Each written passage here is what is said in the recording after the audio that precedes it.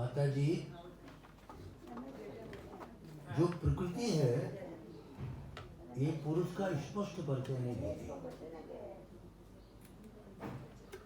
5 महाभूत होते हैं, 5 तन्मात्राएं होती हैं, 4 अंतःकरण, 10 इंद्रियां। इन 24 तत्वों के समूह को विद्वान योग प्रकृति का कार्य मानते हैं। ये प्रकृति है। पृथ्वी, जल, वायु, तेज, आकाश, ये 5 महाभूत हैं। गंध, रस, रूप, स्पर्श और शब्द, ये तन्मात्राएं हैं 5। नाक, जिह्वा, नेत्र, त्वचा, कान, हाथ पैर, मुख, उपस्थ और पायु माने मलमूत्र की जगह, ये 10 इंद्रियां हैं।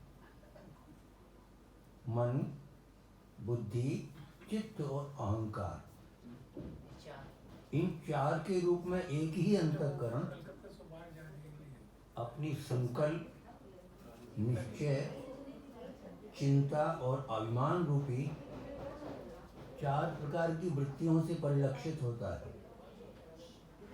इस प्रकार तत्वज्ञ पुरुषों ने सगुण ब्रह्म के सन्निवेश स्थान इन 24 तत्वों की संख्या बताई है। इसके अलावा एक 25वां तत्व है जिसे काल कहते हैं। ये ब्रह्म की संघारणी शक्ति है, इसे भी ध्यान में रखना चाहिए, क्योंकि बिना इसके कुछ नहीं। अंतःकरण जब संकल्प विकल्प करता है तो उसे मन कहते हैं। ये प्रश्न कई बार उठेगा आपके सामने। मन, बुद्धि, चित्त और अहंकार, ये चारों एक ही चीज। मन, बुद्धि, चित्त और अहंकार। अंतःकरण जब संकल्प विकल्प करता है उसे मन कहते हैं। जब वह किसी वस्तु का निर्णय करता है तब उसे बुद्धि कहते हैं। चिंतन करने पर उसे चित्त कहते हैं। जब किसी क्रिया का अभिमान होता है तब उसे अहंकार कहते हैं। मूल रूप में वो एक ही वस्तु है। मन, बुद्धि, चित्त और अहंकार, ये पुरुष और प्रकृति का जो विवेक है ना, इसी से मोक्ष हो जाता है।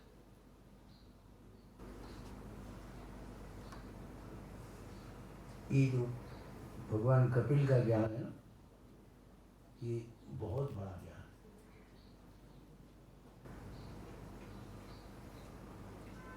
भगवान कपिल कहते हैं जी, माता जी,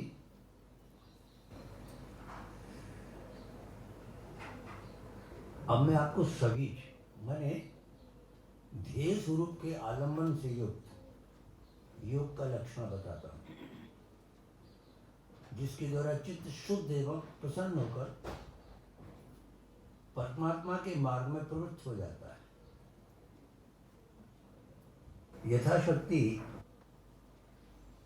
शांति विहित धर्म का पालन करना तथा शास्त्र विरुद्ध आचरण का परित्याग करना, प्रारब्ध के अनुसार जो कुछ भी मिल जाए उसी में संतुष्ट रहना, आत्मज्ञानियों के चरणों की पूजा करना, विषय वासनाओं को बढ़ाने वाले कर्मों से दूर रहना, संसार बंधन से छुड़ाने वाले धर्मों से प्रेम करना, पवित्र और परमित भोजन करना। भोजन में पवित्रता आवश्यक होती है, तरह तरह के हाथ नहीं लगने चाहिए। भोग लग गया, शांति से थाली आ गई, बस। हम लोग जो आवाहन करते हैं जल लगा के, जो कुछ कसर रहेगी आप पूरा करिए, पवित्र करने के लिए किया जाता है। निरंतर एकांत और निर्भय स्थान में रहना, मन वाणी और शरीर से किसी जीव को न सताना, सत्य बोलना, चोरी न करना, आवश्यकता से अधिक वस्तु का संग्रह न करना, जितना काम का है उतना ही रखना, ब्रह्मचर्य का पालन करना, तपस्या करना। तपस्या करने का अर्थ होता है धर्म पालन के लिए कष्ट सहना। अब काम है, सवेरे शाम को आना है तो समय से जल्दी उठ गए, पानी ठंडा है कैसे नहाएंगे, कोई बात नहीं, नहा लेंगे। धर्म के लिए कष्ट सहना मूल बात है। बाहर भीतर से पवित्र रहना, बाहर से ही पवित्र रहो, भीतर से ही पवित्र रहो। शास्त्रों का अध्ययन करना, भगवान की पूजा करना, वाणी का संयम करना, उत्तम आसनों का अभ्यास करके स्थिरता पूर्वक बैठना। इसलिए आसन, जैसे एक आसन से बैठ गए तो उसी पर अभ्यास करना चाहिए, एक आसन से बैठना, बार बार बदलना, बार बार नहीं। ये धीरे धीरे अभ्यास करने से आ जाएगा। धीरे धीरे प्राणायाम के द्वारा श्वास को जीतना, इंद्रियों को मन के द्वार विषयों से हटाकर अपने हृदय में ले जाना,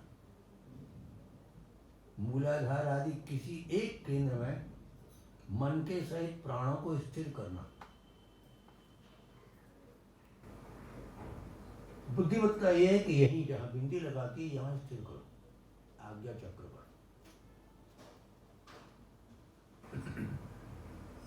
तो अगरबत्ती की छोटी सी अंधेरे में देख ली, अथवा कोई तारा देख लिया, फिर आंख बंद करके उसको यहाँ देखा, भ्रुकुटियों के मध्य, फिर इसको, इस अभ्यास को बढ़ाते रहना। माला कर रहे हैं, ध्यान कर रहे हैं, बैठे हैं, 1 मिनट करो भले, 1 मिनट बहुत होता है। आप घड़ी से देखोगे 1 मिनट बहुत होता है। बिल्कुल शांत, उस समय कुछ नहीं आना चाहिए, और वो लगना सीख जाए तो अब बढ़ाते चलो समय को, 1 मिनट का 1.5 मिनट कर दो, फिर 2 मिनट कर दो, बीच में घालमेल नहीं करना चाहिए। और अभी गृहस्थी के काम हैं, जिम्मेवारियां हैं थोड़ी सी, तो मैं कभी नहीं कहूँगा कि तुम हठपूर्वक कोई काम करो। घर में मंदिर है, ठाकुर है, भोग लगना है, वो परेशानी कहेगी सब्जी ला के देनी है, और हम अपने ध्यान में लग रहे हैं और ठाकुर भूखा सो गया, वो बुद्धिमत्ता नहीं। तो हम अपने सुख में से समय काटेंगे, उसका पहले काम करेंगे, फिर अपना आनंद लेंगे। ये व्यवस्था इस ढंग से बनानी पड़ेगी। वो सब जिम्मेवारी छोड़ के भागना, ये बुद्धिमानी नहीं है। जिम्मेवारियों में रह के जीना है, निरंतर भगवान की लीलाओं का चिंतन और चित्त को समाहित करना, इनसे तथा व्रत आदि से, दूसरे साधनों से भी सावधानी के साथ प्राणों को जीतकर बुद्धि के द्वारा अपने कुमारगामी चित्त को धीरे धीरे एकाग्र करे, परमात्मा के ध्यान में लगावे। भगवान का ध्यान कैसा है? बहुत सुंदर है। प्रसन्न वदनाम भोजम पद्म गर्भारुणे क्षणम नीलोत्पलदल श्यामम शंखचक्र गदाधरम। भागवत में जहां भी ध्यान की चर्चा है केवल चतुर्भुज का ध्यान कराया है। गीता में भी जब आप कृष्ण की बात कहोगे माम, तो वहां चतुर्भुज रूप कहेंगे। चतुर्भुज रूप में उसका अभिप्राय यह है, पहला है मुक्तिदान, दूसरा है असुर वध, तीसरा है वंश वृद्धि और चौथा है धर्म रक्षा। एक चतुर्भुज रूप का सिद्धांत है। एक हाथ में चक्र रखते हैं, वो दुनिया की सबसे बड़ी शक्ति है, सुदर्शन चक्र, किसी भी आपत्ति में नहीं पड़ने देगी। एक हाथ में गदा रखते, गदा का स्मरण करने से यमराज के दूत नहीं आते, केवल स्मरण करने आते। एक हाथ में शंख रखते, शंख से आविचारिक प्रयोग नहीं होते। जैसे किसी ने कुछ कर दिया, उस शंख के, इसलिए शंख जहां बजाया जाता है, जहां तक शंख की ध्वनि जाएगी वहां कोई भी आविचारिक प्रयोग नहीं रह सकता। इसलिए आरती के बाद थोड़ा सा शंख का जल छिड़क दिया जाता है। एक हाथ में कमल रखते हैं, कमल से कोमलता, कमल से ही लक्ष्मी पैदा हुई है, इसलिए भगवान की चारों भुजाओं में सबका ध्यान करना चाहिए। दर्शन का सिद्धांत है, आप सामने खड़े हैं, सबसे पहले चरण देखो, फिर धीरे धीरे ऊपर चढ़ो, घुटनों पे आ जा, फिर जंघा पे आ गए, फिर कटी पर आ गए, फिर नाभि पर आ गए, फिर वक्षस्थल पर आ गए।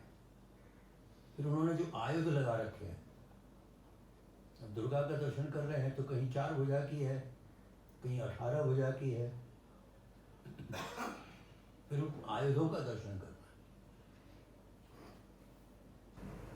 फिर कंठ देखना है, फिर चिबुक देखनी है, फिर कपोल देखने हैं, फिर नेत्र देखने हैं, फिर ललाट देखना है, फिर मस्तक पर कौन सा मुकुट लगा रखा है वो देखना।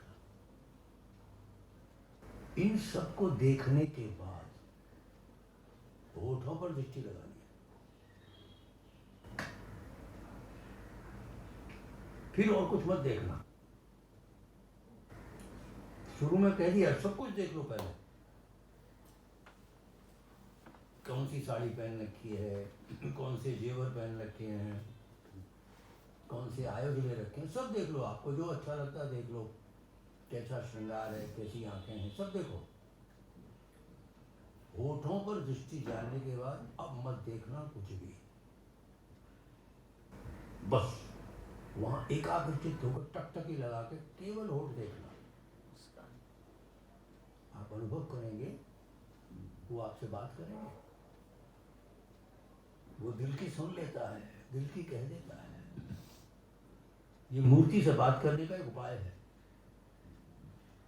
अपने घर के गोपाल जी से बात करना सीख लो, सबसे सरल वही पड़ेगा।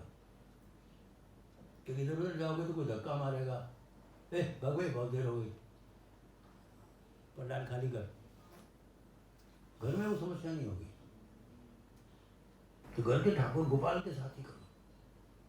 और जो ठाकुर जी बैठा रखे घर में, किसी एक पर दृष्टि लगाओ, पूरी बारात पर नहीं।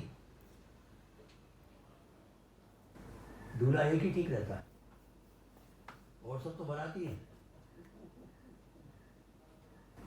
इस सरल उपाय है। संचिंतयेत् भगवतश्चरणारविन्दं वज्रांकुशध्वजसरोरुहलाञ्छनाढ्यम् उत्तुंगरक्तविलिसन्नखचक्रवाल ज्योत्स्नाभिराहत महद्हृदयान्धकारम् हृदय में जो अंधकार भरा हुआ है उसको निकालने का सबसे सरल उपाय है उनका दर्शन करना। जितना अंधकार भीतर भरा हुआ है सब भगा देंगे। यच्छौच निश्चित सरित प्रवरोदकेन तीर्थेन मूर्धनिकृतेन शिव शिवोभूत ध्यातुर्मनः समलशैल विशिष्ट वज्रम ध्याये चिरं भगवतश्चरणारविंदम। वो जो गंगा जी है भगवान शंकर जिसे मस्तक पर धारण करते हैं वो गंगा जी इनके पैरों से निकली है, चरणों की धोवन है वो। ब्रह्मा जी के कमंडल में वामन भगवान ने चरण ही तो धोया था, अंगूठा वाम पादांगुष्ठ बाएं पैर का अंगूठा धोया था, उससे गंगा जी बनी है। और शंकर भगवान उसको मस्तक पर धारण करते हैं। अब विचार करो तो इन चरणों में कितनी ताकत है। भगवान कपिल के चरित्र में ये विशेष बात है, उनके चरणों का विशेष ध्यान रखो। कुछ लोग खाली पैर ले आते हैं और मूर्ति नहीं लाते, अच्छी बात नहीं है। और चित्रों में ऐसा बहुत जगह मिलता है, खाली पैर रखे रहते हैं, बहुत सी जगह खाली चरण बने रहते हैं। हम उसे अच्छा नहीं मानते। पूरा विग्रह चरण हमने छांट लिए, हमारी चीज है। अब जैसे इतना बड़ा घर है, इसमें 5 कमरे 10 कमरे हैं, हम केवल अपने कमरे की झाड़ू लगाएं और कहीं नहीं लगाएं, क्या मालिक खुश होगा? कोई खुश नहीं होगा। सबको खुश करके हम अपना करेंगे, वो खुश रहेगा। तो पूरे परिवार, उनकी बारात जितनी भी है ना, उसको खुश रखना पड़ता है। उसके बाद फिर हमारा नंबर आता है। उन चरणों को ध्यान करो, प्रणाम करो, नित्य प्रति चरणामृत लो। गोपाल जी स्नान कर चुके, अब चिंता से चरणामृत लो। बच्चों को आदत डाल दो, बेटा यहाँ बैठ के थोड़ा चरणामृत, थोड़ा चरणामृत के साथ तुलसी अपने आप चली जाएगी। कोरोना वोरोना सब कुछ नहीं होगा। हमने सबको कहा था फिटकरी रखा करो जेब में, फिटकरी जो दाढ़ी बनाने के बाद फिर से हो, सबसे अच्छी चीज है। जेब में रख ली, डेली छोटी थी, अब हाथ में रगड़ दिया, सूखा ही रगड़ दिया, कोई जरूरत नहीं पड़ती। फिर सैनिटाइजर लगाओ, ये लगाओ, वो लगाओ। मैं तो ही रखता, मैं तो 2-3 साल उसी में निकाल दिए। मैंने सैनिटाइजर बनाया अपने आप, फिटकरी पीसी, सीसी में डाली, जरा सा नहीं वो निचोड़ दिया, हिला दिया, बन गया सैनिटाइजर। तो सीसी में जेब में रखता था। मुझे दाढ़ी बनवाने जाना है, बाल कटवाने जाना है, तो नाई जो था उससे इससे धो ले पहले, इसको तेरे औजारों को धो ले इससे। पैसा लगावे क्या काम है? 10 रुपये की फिटकरी में तो कई महीना चल गया हमारा। सरल उपाय, ताकतवर उपाय। नारायण नारायण नारायण। चरणामृत अवश्य लेना नित्य प्रति। घर के ठाकुर को साष्टांग प्रणाम किया करो। प्रणाम करते समय दोनों हाथों को ऐसे क्रॉस कर लेते हैं। और किसी भी देव को प्रणाम करना हो, उसके दाहिने हाथ से प्रणाम करो। विनायक है तो उनका दाहिना हाथ ये होगा। मैं इसको इधर भी रख सकता था, इधर रखना का मतलब है इनका जो दाहिना हाथ है वो मेरी होगा। उधर से प्रणाम करते हैं, दाहिने हाथ की ओर से। उनका जो दाहिना चरण है उसमें वज्र अंकुश सब बने हुए हैं। सुरक्षा की दृष्टि से एक नंबर है। माता जी, उनको पाने के लिए भक्ति योग है। भक्ति योग बहुविधो। ये भक्ति योग बहुत प्रकार का होता है। एक आदमी ठाकुर जी की ओर पीठ करके बैठा है,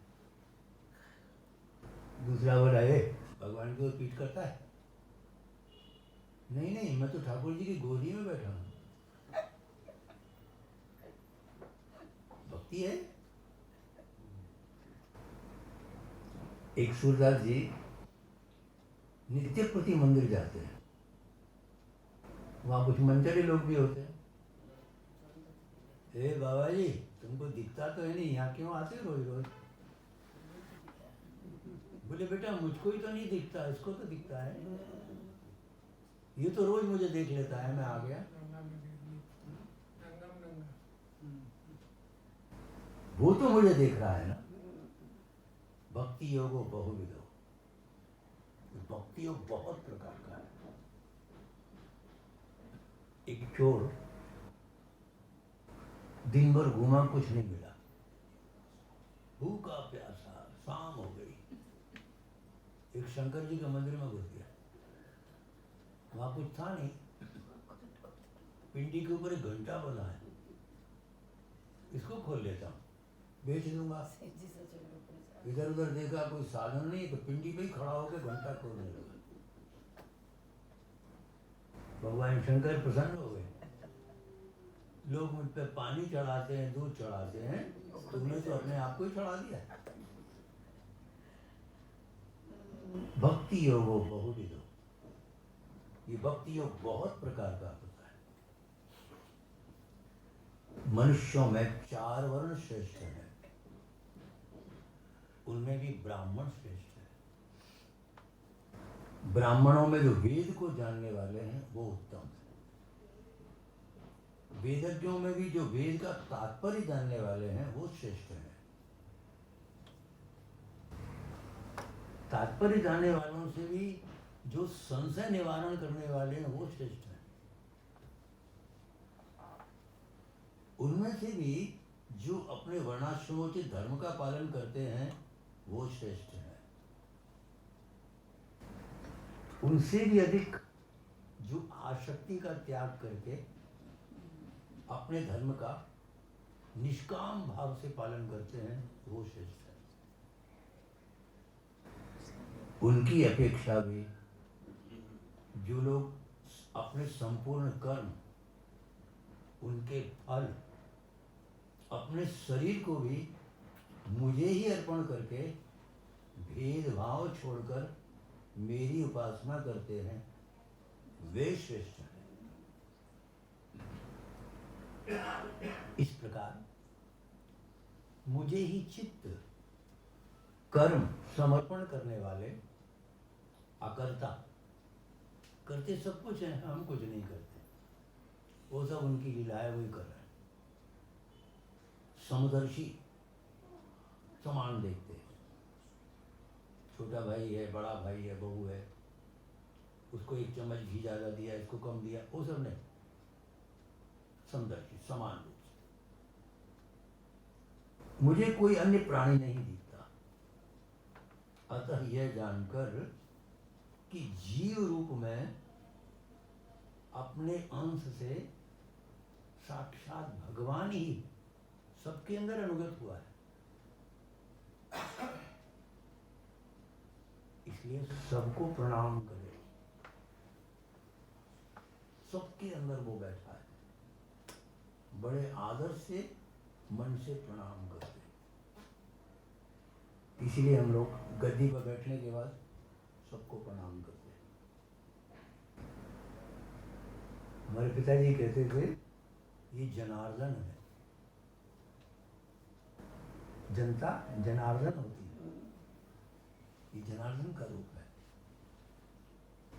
छोटे छोटे अणु मिलकर बहुत से हो जाते हैं, तो छोटी छोटी आत्माएं मिलकर 10-20 आत्माएं ज्यादा थोड़ी बड़ी हो गई है। वहां परमात्मा का वास तो अपने आप हो गया। भगवान कपिल माता जी को ज्ञान दे रहे थे। माता जी अत्रैव नरक स्वर्गो इति माता प्रचक्षते। ये नरक और स्वर्ग सब यही है। अस्पताल में चले जाओ समझ में आ जाएगा, मंदिर में चले जाओ समझ में आ जाएगा। विज्ञान में सब कुछ पता लग गया, अणु परमाणु सब पता लग गया। घर में कोई धूप आती हो और कोई खिड़की में कोई छेद हो तो देखो धूप कितनी तेज आती है इस छेद में से। उसमें धूल के कण दिखेंगे, आपको साफ दिखेंगे धूल के कण। या तेज टॉर्च हो आपके पास तो जलाइए, आप साफ दिखता है जो कितने धूल के कण जा रहे हैं। ये जो एक धूल का कण है इसका 3/8 परमाणु होता है। अब सोचो तुम कि इतना छोटा सा है जो कितना हल्का है, वातावरण में तैर रहा है। इसका 3/4 भाग परमाणु कहलाता है।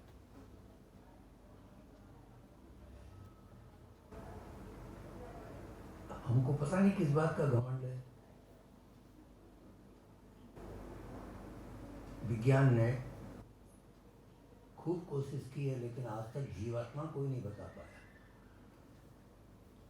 इसको नहीं खोज पाया कोई आज तक। वेद में इसका वर्णन है। बाला वृषद भागस्य सतता कल्पितस्य च भागो जीवस्य विज्ञेय स चानन्त्याय कल्पते। ये वेद कह रहा है। बाल के आगे वाले हिस्से को काटो, इसके 100 भाग करो, फिर जो एक भाग है उसके फिर 100 भाग करो। अब वो जो 100 करते ही नहीं दिखेगा, फिर उसके 100 करने हैं तो कहां से दिखेगा। ये जीवात्मा इतनी बड़ी होती है इसलिए नहीं दिखती है। कितनी ताकतवर है, कितने बड़े हाथी को चलाती है, कितने छोटे से मच्छर को चलाती है, सबको चलाती है। उसमें कितनी ताकत है। जब श्मशान में जाते हैं ना वहां सब कुछ ज्ञान में आ जाता है। वो श्मशान का ज्ञान कहलाता है। एक घीवटे का लोटा लकड़ियों के ढेर पे कुछ घंटे में राख, बस इतनी सी है आदमी की औकात।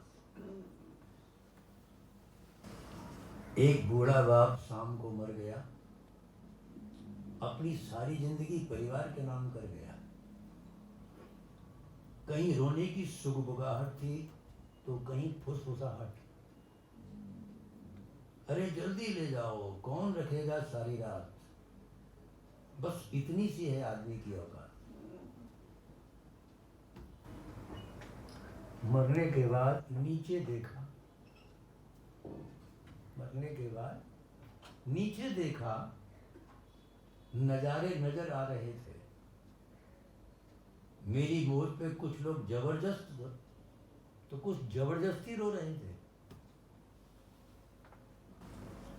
नहीं रहा चला गया, 4 दिन करेंगे बात।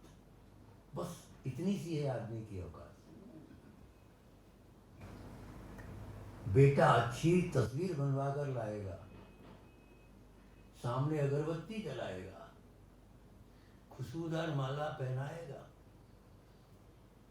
बेटा अच्छी तस्वीर बनवाएगा, सामने अगरबत्ती जलाएगा, खुशबूदार फूलों की माला होगी, अखबार में अश्रुपूरित श्रद्धांजलि होगी। अखबार में अश्रुपूरित श्रद्धांजलि होगी।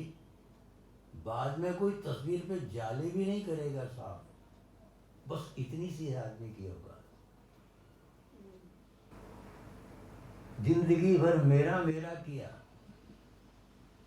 अपने लिए कम अपनों के लिए ज्यादा जिया, अपने लिए कम अपनों के लिए ज्यादा जिया। कोई न देगा साथ, जाएगा खाली हाथ। क्या तिनका ले जाने की भी है हमारी औकात? ये है हमारी औकात। जान से जाने कौन सी शोहरत पे आदमी को है नाज, जाने कौन सी शोहरत पे आदमी को नाज, जो आखिरी सफर के लिए भी औरों का है मोहताज। फिर घमंड कैसा, बस इतनी सी है आदमी की औकात। नारायण नारायण नारायण। महाराज ये जीव की गति बताइए। कर्मणा दैव नेत्रेण जंतुर्देहो बपत्य, स्त्रिया प्रविष्ट उदरम पुंसो रेतः कणाश्रय। ये कपिल की जीव मीमांसा समझने से पहले कणाद की जीव मीमांसा समझो। एक ऋषि हुए हैं कणाद, उनका मत है बरसात के दिनों में जो पानी गिरता है ये सब जीव गिरते हैं। जिसे जिस योनि में जाना है वो उसी के भोजन पर गिरेगा। उगना पगना बुनना ये सब जीव की गति है। एक दिन पिताजी के शरीर में आकर शुक्र बन जाता है, माँ के शरीर में जाकर रज बन जाता है। यहां तक कणाद की जीव मीमांसा है। अब कपिल की जीव मीमांसा। कललम तेकरात्रेण पंचरात्रेण बुधबुधम दशाहेन तु करकंधो पेशन्नं वा ततः परम। पहली रात्रि को वो कलल होता है, मिला हुआ पदार्थ। 5 रात्रियों में वो बगुला बन जाता है। 10 रात्रियों में जाके करकंधु कहते बेर को, बेर जैसा कठोर हो जाता है। माने पहले दिन से ही उसमें जीव है। जो लोग एवर्सन करते हैं पाप करते हैं, शुद्ध पाप करते हैं। 10 रात्रियों में जाके बेर बन गया, कठोर बन गया। मासेन तो शिरोद्वाभ्याम भाव्यग्रह विग्रह नकलोमा शिक्षरमाणी लिंग छिद्रोद्भव स्रवी। पहला महीना लगते ही सिर आदि के निशान बन जाते हैं, भुजाओं के निशान बन जाते हैं, नख आदि के निशान बन जाते हैं। 3 महीने तक तैयार हो जाता है। लिंग के निशान बन जाते हैं, ये लड़की बनेगा या लड़का बनेगा। चतुर्भिर धातव सप्त पंचवीक्ष त्रिदुर्भव शर्विर जरायुणा बीत कुक्षो ब्राह्मण दक्षिण। चौथा महीना आते ही 7 धातुएं बन जाती हैं। 5वां महीना आते ही भूख प्यास लगती है। माँ के पेट में जब हम 5 महीने के थे वहीं से भूख प्यास शुरू हो गई है। जिंदगी भर इसलिए भूख प्यास को तड़पते रहते हैं। 6ठा महीना आते ही एक जरा नाम की झिल्ली से बांध देते हैं।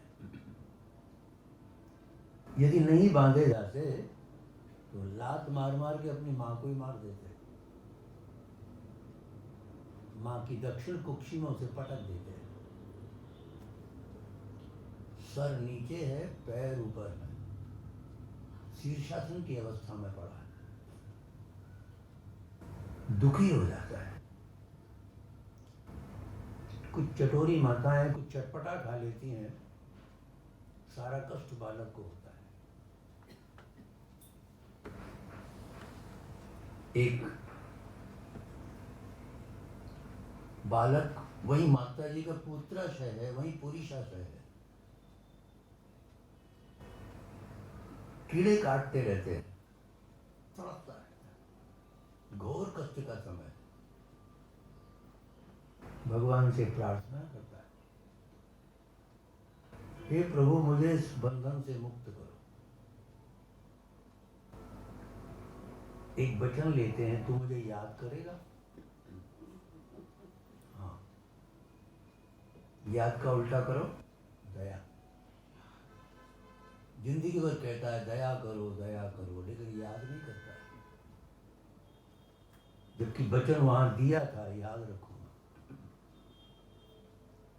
भगवान को दया आ जाती है, एक पृषभ नाम की वायु चला देते हैं, वो बाहर आ जाता है, अंधेरे से प्रकाश में आया। कहां कहां मां समझती है रो रहा है, दाइयां आ जाती हैं, नाक में बत्ती डाल के छींक दिलाती हैं, सारी गंदगी बाहर निकाल देती है। छींकत जग में पग दिया, आवत दीना रोए, जन्म ही ते असगुन भया, मंगल किस विधि होए। जीवन की प्रथम यात्रा से ही अपशगुन चल रहा है। अमंगल हारी का भजन करेगा, बस वही मंगल। क्या हुआ है? लड़का है, लड़की है, संज्ञा बदल गई। तस्योपसन्नमभितुं जगदिच्छयत् नाना तनुर्भुवि चलत् शरणारविन्दम् सोहम व्रजामि शरणं यकुतो भयं मे येने दृशि गतिर्दर्श सतोनुरूपा। हे नाथ, मैं आपके चरणों में प्रणाम करता हूँ। देहि अन्य देह विवले जठराग्निनाश्रित वीणमूत्र कूपपतितो भृशतप्त देह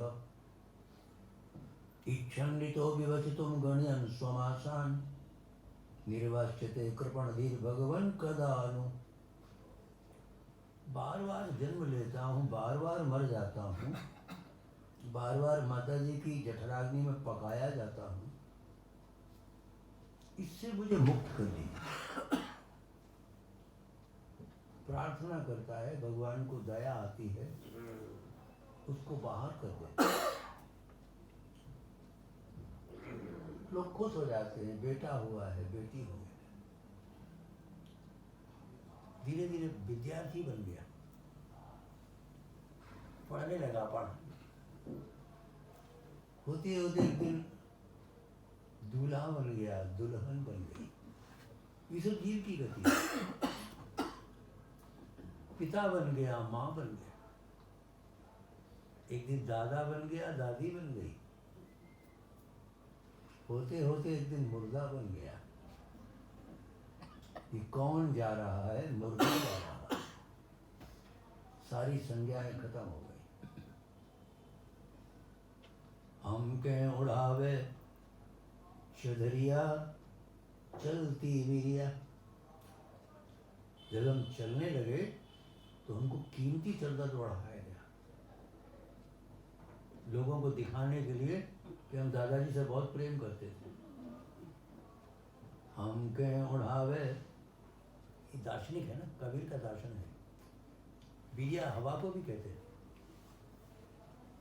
चलती हुई हवा मुझे चद्दर उड़ा रही है। ठाड़ो सिंह चरावे गाई, बरसत कंबल भीजे पानी। कबीर की उलट बांसी है, इसको उलट बांसी बोलते हैं, उल्टा बोलता है। हम कहें उड़ावे चदरिया चलती वीरिया,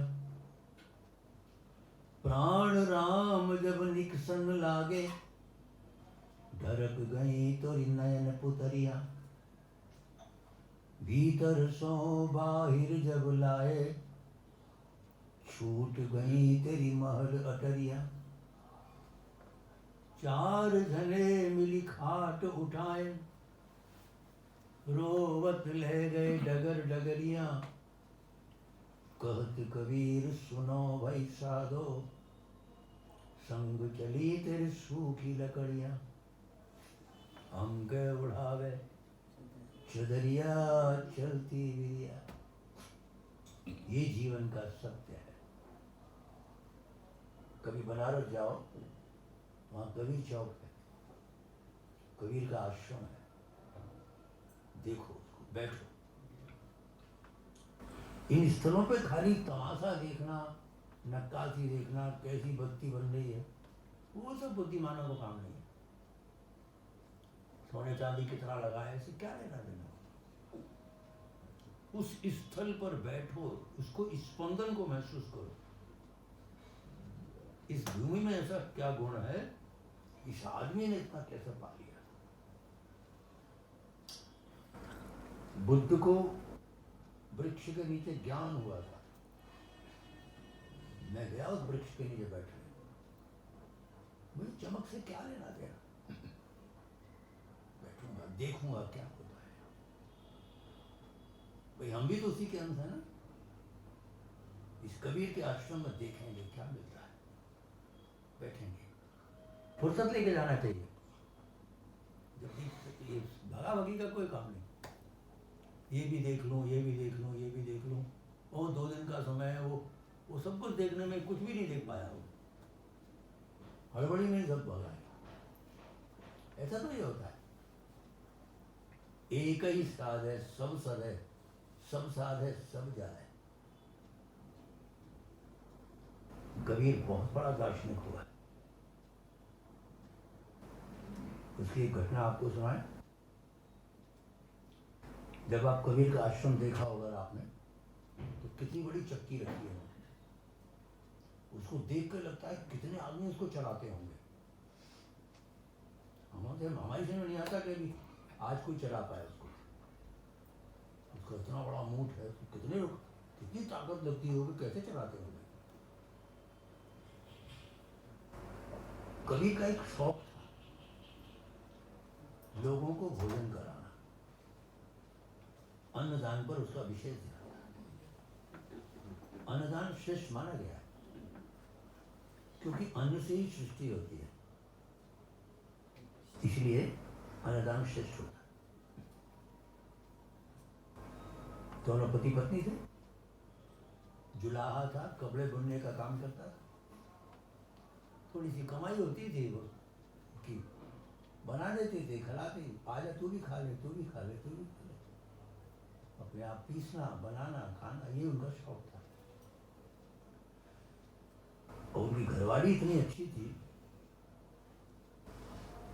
दुकान से एक बनिया के यहाँ से सामान लाते थे, पति को नहीं बताया।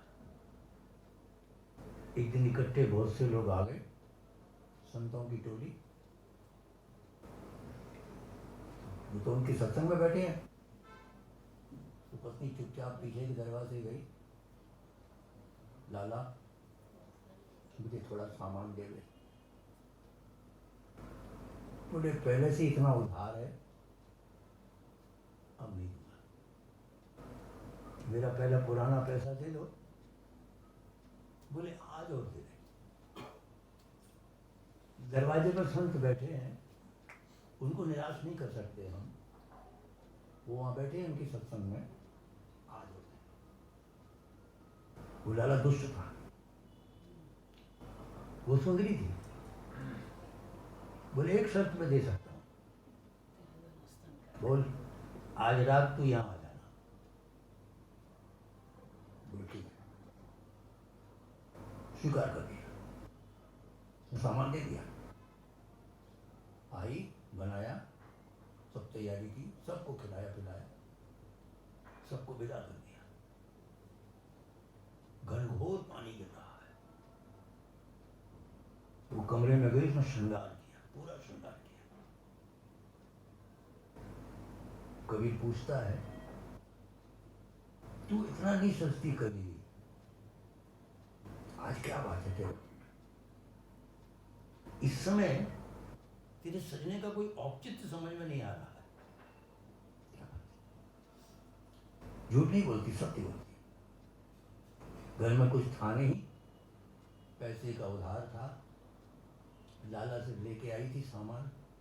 उसने कहा था आज रात में, ठीक, ले मैं लेके चलता हूं। स्वयं छाता लिया, उसको लेकर चला, भीगते पानी में। वो लाला तो वहां इंतजार कर रहा था। आधी भीगे आधे सूखे। मैं यहाँ बैठा हूँ, तू अंदर जा। वो अंदर चली गई। लाला ने देखा इतने पानी में कैसे आ गई तू? भीग रही है, आधी तो भीग गई, आधी कैसे आई इतने गहरे पानी में? बोले वो स्वयं लेकर आए हैं मुझको, छाती में लेकर आए। लाला का सारा नशा उतर गया, दौड़ के आया, कबीर के चरणों में गिर पड़ा। तेरे जैसा आदमी नहीं देखा। कितना बड़ा त्याग था। कबीर संसार प्रसिद्ध व्यक्ति है, जबकि कुछ भी पढ़ा लिखा नहीं था। मैंने एमए में पढ़ा है, उसको विषय के रूप में पढ़ा है।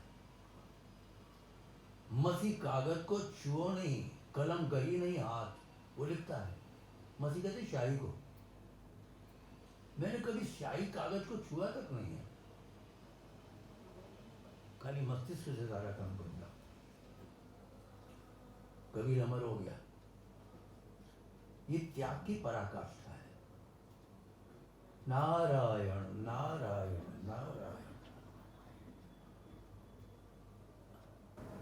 आज भगवान ज्ञान दे रहे। बचपन से बड़े होकर यहाँ तक आते हैं।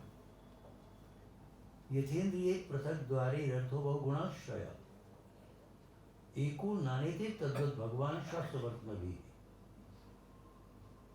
इसे ध्यान से समझो। जैसे कोई देखने वाला व्यक्ति एक ही वस्तुओं को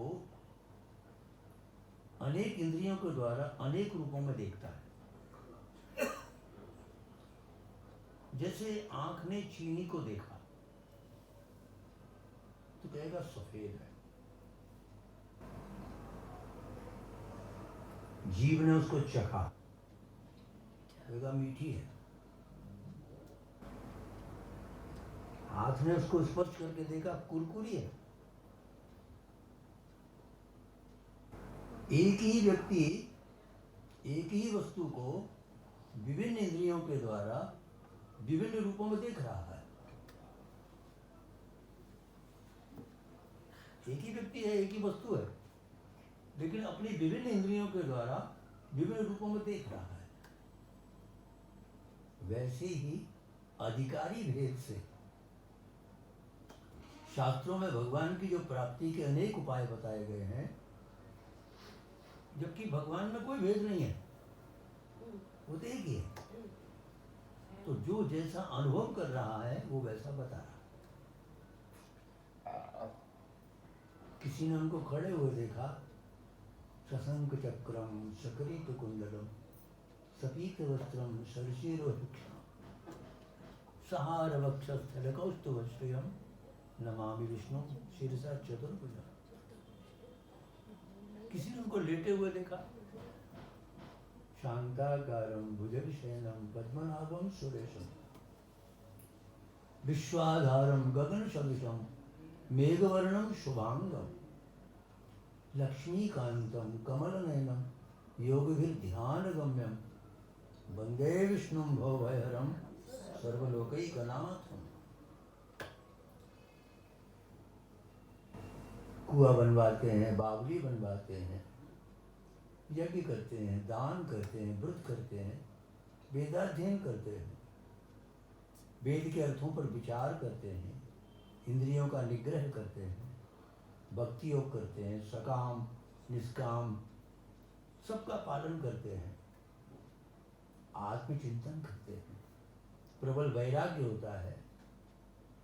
ये सब साधन है।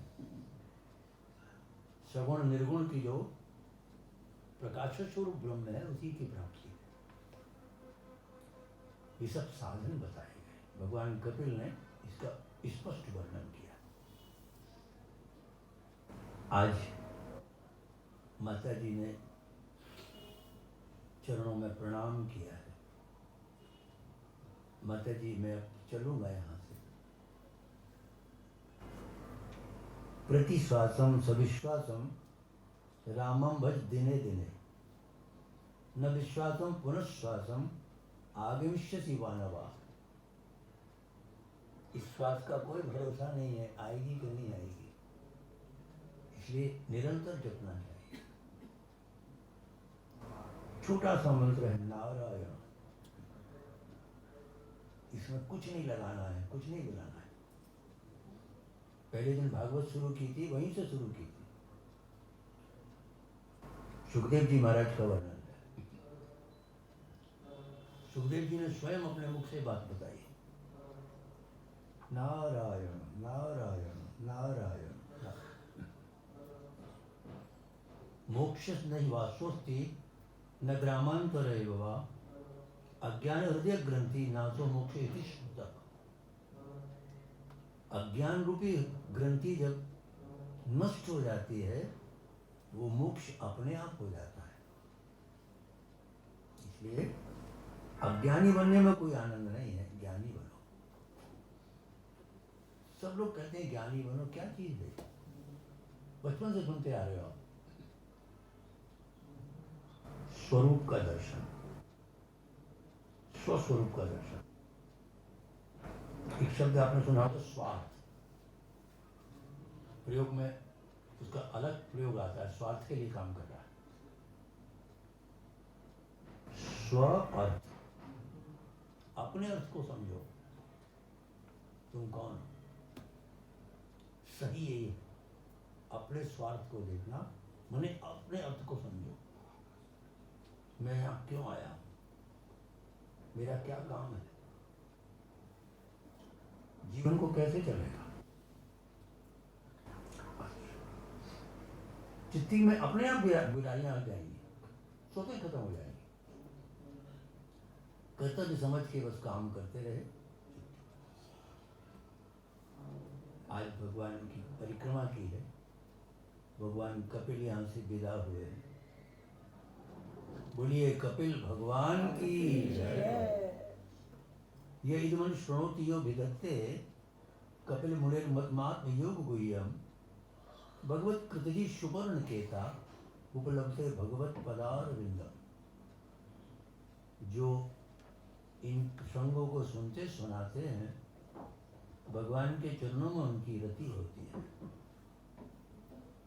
गुजरात में एक जगह सिद्धपुर, सिद्धपुर पट्टन के नाम से उसे जानते हैं, बिंदु सरोवर के नाम से प्रसिद्ध है। करदम जी महाराज को यहीं पर सिद्धि प्राप्त हुई थी।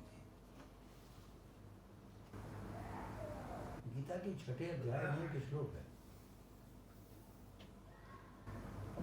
अनाश्रित कर्म फलम कार्यम कर्म करोति यः, सन्न्यासी च योगी च न निरग्नि न चाक्रिय। कर्म फल का आश्रय न लेकर जो कर्तव्य कर्म करता है, बात नहीं ना। गीता के 6 अध्याय का पहला श्लोक है, कर्म फल का आश्रय न लेकर जो केवल कर्तव्य कर्म करता है, मेरा कर्तव्य कमा के लाना मेरा कर्तव्य है, घर में सब्जी ला के रखना मेरा कर्तव्य है, पिताजी को अस्पताल दिखाना मेरा कर्तव्य है, बच्चे को स्कूल भेजना मेरा कर्तव्य है, पत्नी की इच्छाएं रखना मेरा कर्तव्य है। जो कर्तव्य रखता है वही सन्यासी है, वही योगी है। ये गीता का भगवान कृष्ण कह रहा है। अग्नि का त्याग करने वाला वो सन्यासी नहीं होता, केवल क्रियाओं का त्याग करने वाला योगी नहीं होता। गीता के छठे अध्याय का पहला श्लोक। गीता एक दर्पण की तरह है। जैसे दर्पण में बिंब देखने पर हमारे चेहरे में कौन सी अच्छाई है, कौन सी बुराई है, सब पता लग जाता है। कहीं कोई दाग है तो उसका इलाज भी वहीं देख के किया जाता है। तो गीता एक दर्पण की तरह। गीता प्रेस वालों ने एक कथा छापी थी। एक व्यक्ति बहुत बड़ा अधिकारी था पुलिस का, रात को ड्यूटी करके आया, चौराहे पर एक सुंदरी मिल गई, तो वो उसको अपने घर ले गई। कमरे में जाके उसका दीपक जल रहा था दूर, उसी स्त्री ने वहीं बैठे बैठे हाथ लंबा करके दीपक बुझा दिया। समझ गया, डर गया, कहाँ आ गया, अब कुछ कर नहीं सकता, डर के मारे कहाँ पड़ा है। अब उस घर वाले सब ढूंढ रहे इधर उधर, कहाँ गया कहाँ गया कहाँ गया। भोर हुई, एक मित्र उसका ढूंढते हुए आ गया। वो बैठा कहाँ पड़ा है, अरे क्या हो गया, अब मैं मरने वाला हूँ, मेरी मृत्यु आने वाली, बोल मत। अरे कुछ हुआ क्या है, वो नहीं बोल पा रहा, सुनने को ही तैयार नहीं। बोले रुक तू, मैं बैठी से पुड़िया लेके आता हूँ, मैं तुझे देता हूँ, वो बहुत अच्छे बैठी है। वो बैठी के पास गया, बताया महाराज ऐसे ऐसा मेरा मित्र है। बैठी ने पुड़िया बना के दे दी, लो खुद खा। शाम होती वो देवी आई, अब कमरे में ना घुसे, बाहर से ही बोली, ए तेरे पास ये पुड़िया है, उसको बाहर फेंक दे। बोले क्यों, उसमें गीता का श्लोक लिखा है, जब तक वो गीता का श्लोक अंदर रहेगा मैं नहीं अंदर आ सकती। अब उसकी वो ताकत समझ गया, उसने पुड़िया को और मुट्ठी में बांध लिया और मस्ती से निकल के बाहर चला। जय गीता मैया की। गीता में ये ताकत है, निरंतर पाठ करना चाहिए। एक अध्याय पढ़ो, एक श्लोक पढ़ो, जितना कर सकते हो करो, नित्य प्रति करना, बस ये ध्यान रखना, किसी भी काम में ब्रेक नहीं होना चाहिए। शास्त्रकारों का मत है तैलवत, जो भी क्रिया करो, पानी की जो धार चलती है वो बहुत जल्दी चलती है, लेकिन तेल की जब धार डालोगे तो धीमे चलती है वो। तैलवत क्या मतलब हुआ, साधना जब करो धीमे धीमे करो, जल्दी मत करो उसमें। ओम नमो भगवते वासुदेवाय, ओम नमो भगवते वासुदेवाय, ओम नमो भगवते वासुदेवाय। मनोस्तुषत रूपायाम त्रिश्रः कन्याश्च जगिरे, आकुतिर्देवहूतिश्च प्रसूतिरिति विश्रुताः। मनु जी के यहाँ 3 लड़कियां पैदा हुई, आकुति, देवहूति, प्रसूति।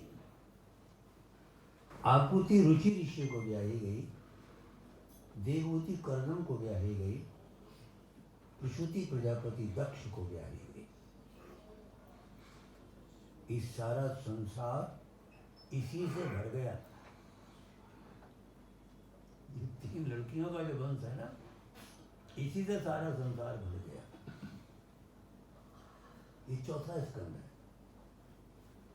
इसमें 31 अध्याय है। धर्म के 7 अध्याय हैं, अर्थ के 5, काम के 11, मोक्ष के 8, कुल हुए 31। तो धर्म के बताए 7। 7 प्रकार की शुद्धि होने पर ही धर्म में सिद्धि मिलती है। सबसे पहले देश शुद्धि, जिस देश में रहते हो वो शुद्ध होना चाहिए। दूसरा काल शुद्धि, जो समय है शुद्ध होना चाहिए। मंत्र शुद्धि, जो मंत्र बोले जा रहे हैं वो शुद्ध होने चाहिए, गलत मंत्रों को मत बोलो। देह शुद्धि, गंदे शरीर से कोई काम मत करो, पवित्र होकर करो। विचार शुद्धि, मन में विचार आते हैं वो भी शुद्ध रखिए। इंद्रिय शुद्धि, जो इंद्रियां हैं उनको भी शुद्ध रखिए। और द्रव्य शुद्धि, अगरबत्ती जो लानी है अच्छे पैसे से लाना। ठाकुर जी की आरती का घी आना है अपनी शुद्ध कमाई में से लाना, चाहे ध्यान से नहीं लाना उसको। हमको पता रहता है ये पैसा कैसा है, जब आता है ना हमारे ध्यान में होता है ये पैसा कैसा है, हमने किस ढंग से पैदा किया। यहाँ पहले एक नारायण दास जी थे, बहुत पुरानी बात है, अब मुझे याद ही नहीं कौन सा इलाका था। पता नहीं क्यों मैं कलकत्ता इतनी बार आता हूँ साल में, मैं सीख नहीं पाया अभी तक। वो शायद इसलिए नहीं सीख पाया कि स्टेशन से लाते हैं स्टेशन छोड़ देते हैं। मैं कहीं मिलने जाता नहीं, कहीं आता नहीं, वही जिंदगी रहती है, शायद इसलिए नहीं सीख पाया। हमारा जो व्यवहार है वो शून्य है एकदम। ठाकुर जी की कृपा है, सब अपने आप आ जाते हैं, हम किसी को सूचना नहीं देते, लेकिन जो सुन लेता है वो अपने आप आ जाता है। द्रव्य शुद्धि, शुद्ध पैसा लगाना। नारायण दास जी जब मिले उस समय 30-40 साल पुरानी थोड़ा, तो मुझसे बोले पंडित जी आप अपने बच्चों को पढ़ाना चाहते हो तो अपना पैसा मत खिलाना। बाबू ये अपना पैसा क्या मतलब, इसको साफ करिए। बोले आपके पास तो बहुत लोग प्रणाम करने आते हैं, लिफाफा दे जाते हैं आपको, वो सब तरह का पैसा है, तो अपने बच्चों को पैसा मत देना। बच्चों को यदि पढ़ाना चाहते हो तो बात अच्छी लगी।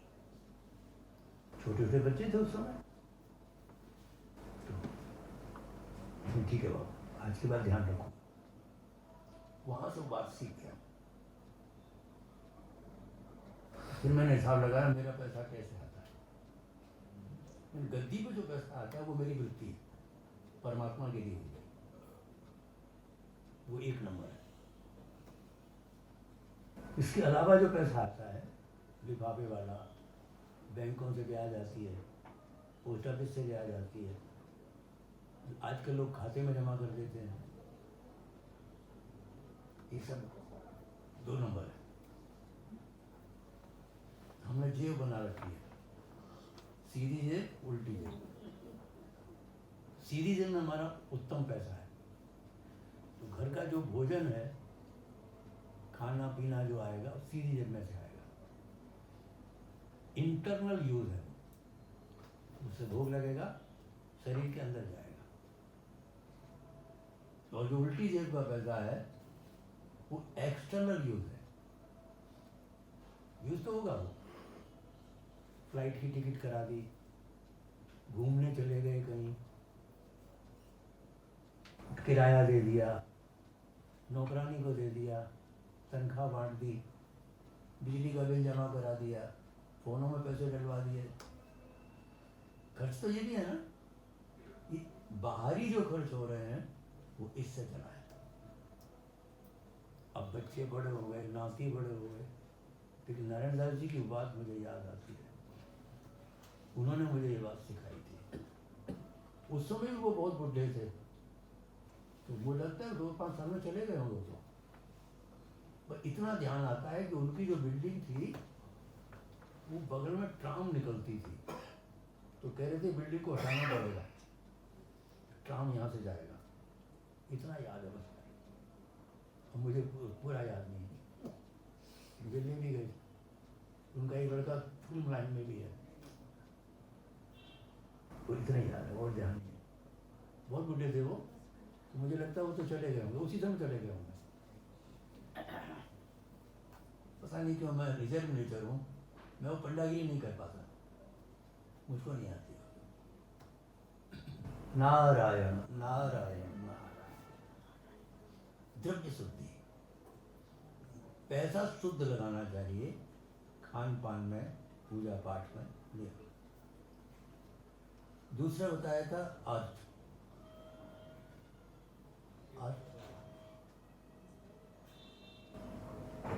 अभीष्ट अर्थ की प्राप्ति 5 साधनों से होती है। माता पिता का आशीर्वाद पहला, दूसरा गुरु कृपा, तीसरा उद्यम, चौथा प्रारब्ध, पांचवा प्रभु की कृपा। ये अभीष्ट अर्थ की प्राप्ति 5 साधनों से। काम के बताए थे 11। काम 11 स्थानों पर अधिकार रखता है। 5 ज्ञानेंद्रियां, 5 कर्मेंद्रियां और एक मन। काम 11 जगह अपना स्थान लेता है। मोक्ष के बताए थे 8। मोक्ष उसी का होता है जो अष्टधा प्रकृति को जान लेता है। भूमिरापो नलो वायु खम मनो बुद्धि रे बचो अहंकारिति में भिन्ना प्रकृति अष्टधा। ये अष्टधा प्रकृति गीता में बताई गई है। इसको जानने पर मोक्ष अपने आप हो जाता है। चौथे स्कंद के 31 अध्यायों का ये रहस्य है। इसमें मनु कन्याओं के वंशों के वर्णन है। इसमें अनसुईया आई थी, मैं भी बताया था। वो अत्रि महाराज को ब्याही हुई थी। वो बहुत बड़ी सती हुई। नारद जी महाराज तो आनंद लेते ही हैं। ब्रह्माणी, रुद्राणी, लक्ष्मी सबको बोले आए, असली सती तो धरती पर रहती है। उन तीनों ने अपने अपने स्वामी भेज दिए परीक्षा करने के लिए। माता जी स्नान कर रही हैं, तुरंत भिक्षा दीजिए इसी क्षण। पति चरणों का ध्यान किया, तीनों छोटे छोटे से बालक हो गए, लाके झूले में झुला दिए। अब नारद जी पहुंच गए देवियों के पास। तुम्हारे स्वामी जी तो झूला झूल रहे हैं, वहां जाओ। अब तीनों देवियां आई हैं, माता जी को प्रणाम किया। माता जी हम आपकी पुत्र वधू। अरे बच्चे तो झूला झूल रहे हैं, बहू में इतनी लंबी चौड़ी कहां से आ गई?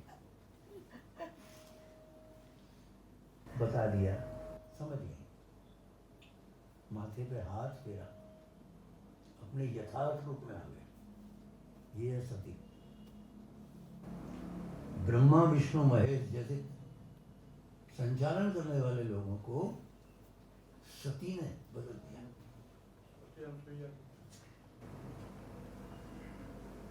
इसलिए अनसुईया माता को सारे जगत में प्रणाम करते हैं। पुराणों में एक सांडली की कथा भी आती है। एक सती हुई है सांडली, उसका पति कोढ़ी था, कोढ़ बहता रहता था, लेकिन सेवा में कमी नहीं करती थी। एक दिन दरवाजे पर बैठा था, शाम को एक वेश्या श्रृंगार करके जा रही थी। वो देखकर मोहित हो गया, उदास हो गया। सांडली ने पूछा क्या बात है? कुछ नहीं बताओ ना। बता दिया। वो पैसे से मिलती है, अंधेरे में होने दीजिए, मिला दूंगे। पैसा इकट्ठा किया, रात के अंधेरे में पति को पीठ पे लादा, लेकर चल दी।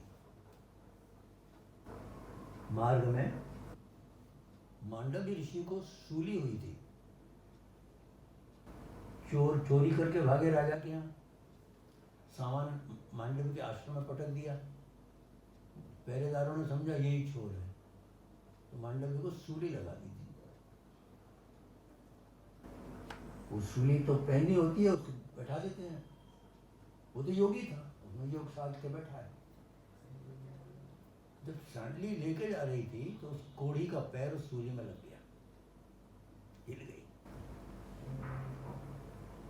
जिस किसी ने इस अवस्था में मुझे कष्ट दिया है, कल सुबह का सूर्य नहीं देखेगा, शाप दे दिया। सांडली घबरा गई, सुबह होते ही मैं विधवा हो जाऊंगी। हे सूर्य नारायण, आप निकलना मत। ये सती सूर्य नहीं निकला, पूरी त्रिलोकी में अंधकार हो गया। सारे देवगण घबरा गए, क्या करें, कहाँ जाए। अनसुईया जी के पास चलो। माता अनसुईया के पास आए। माता जी कुछ करिए ना, देखो ये सती का काम है, तुम मेरे साथ चलो। चलो मैं उपाय करती हूँ। देखो खुद कुछ नहीं कर रहे हैं, उसी के पास लाए। प्रणाम किया। सांडली, सूर्य को कहो प्रकट हो जा। मैं विधवा हो जाऊंगी ना, मैं खड़ी हूं ना, चिंता क्यों करती, मैं सब संभाल लूंगी। देख कितने लोग दुखी हो रहे हैं, सारे देवगुण परेशान। हमारा जीवन इसलिए नहीं बना है। बोल, हे नारायण आप प्रकट हुई है। प्रखर तेज पैदा हुआ, वो कोढ़ी मर गया। माता अनसुईया ने आत्मा जल लिया। यदि मैंने मन वचन कर्म से केवल पति चरणों का सेवन किया है, ये सर्वांग सुंदर खड़ा हो जाए, तो सर्वांग सुंदर खड़ा हो। ये हैं सतियां, भारत की सतियां एक नंबर। वो जो मांडव्य था, मरने के बाद वो जब ऊपर पहुंचा तो यमराज से पूछा, ऐसे कम कर दो, तो ऐसे कम कर दो। यमराज से पूछा, आपने मेरा कौन सा पाप देखा? मैं इतना बड़ा योगी और मुझे इतना घोर कष्ट हुआ, सूली पर लगाया गया, मेरा कौन सा पाप देखा आपने? यमराज कहते हैं, तुम जब छोटे थे तितलियां पकड़ते थे और कांटे से उसके अंगों को चीरा करते थे, ये तुम्हारा पाप। तो तुम्हारी मेरी उम्र क्या थी उस समय? बोले ये कोई 10-11 साल। 12 से पहले तो अबोध होता है ना। आपने अच्छा नहीं किया, यमराज को कह रहे हैं, तुमने न्याय ठीक नहीं किया। लो मैं तुम्हें शाप देता हूं। मांडवी ने शाप दिया है यमराज को, तुम धरती पर जाओगे और इसी असमंजस में जिंदगी काट दोगे। वही विदुर बना था, यमराज जो था वही विदुर बना था। सब कुछ जानते हुए भी जिंदगी उसी में कट गई, कुआपों में। पुराणों में जो कथाएं हैं ना, उस समय एक दूसरे में जुड़ी हुई कथाएं। ये वंश बहुत बड़ा है, मनु जी का वंश। इसमें 13 लड़कियां पैदा हुई। श्रद्धा, मैत्री, दया, शांति, तुष्टि, पुष्टि, क्रियोन्नति, बुद्धि, मेधा, तितिक्षा, धीर, धर्मस्य मूर्त पत्नियां। ये धर्म को ब्याही गई। यहाँ धर्म है, वहीं सुमति है।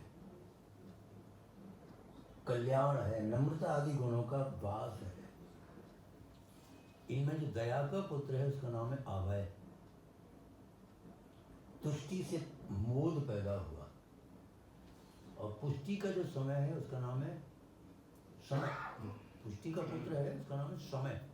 ये समय कहलाता है, पुष्टि का बेटा है।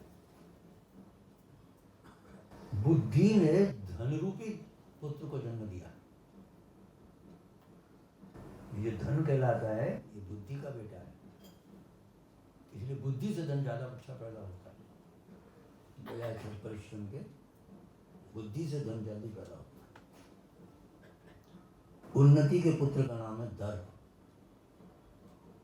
मेधा का स्मृति, री का प्रश्रय, तितिक्षा का पुत्र हुआ क्षेम। जहां तितिक्षा होगी वहां कल्याण भी अवश्य होगा। क्रिया का पुत्र है योग। देखो पुराणों की कैसी ऐसी संगति बताई, जिसका सम्मान करना चाहिए। जहां धर्म की पत्नी मूर्ति की पूजा होती है, वहीं भगवान नर नारायण प्रकट होते हैं, जो संसार रोग से जीव को मुक्त कर देते हैं। गुरुजी, आपने प्रसूति को बताया दक्ष के यहाँ ब्याही गई। हाँ, मैंने ऐसे सुना है ससुर और जमाई में झगड़ा हुआ। जमाई तो ऐसा होता है जिसको अपनी आत्मा दी जाती है, घर बुला के अपनी आत्मा दे देती है,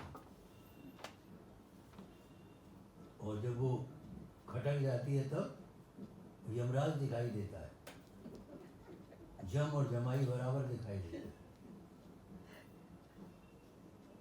महाराज, ये कथा कैसे बनी ये बताइए।